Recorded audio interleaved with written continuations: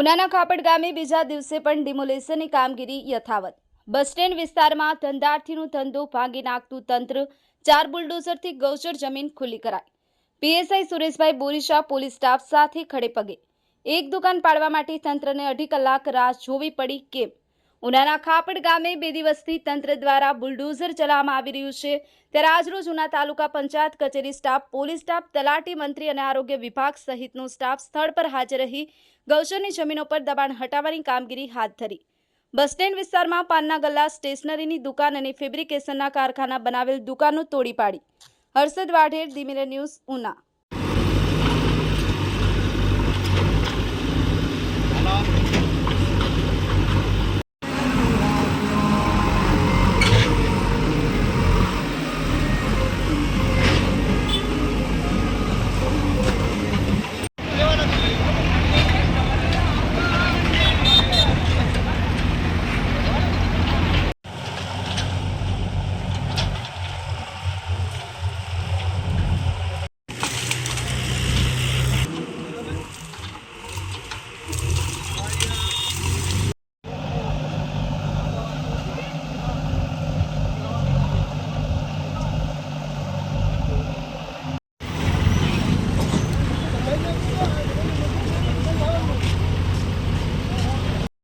તમે પડવો નહીં?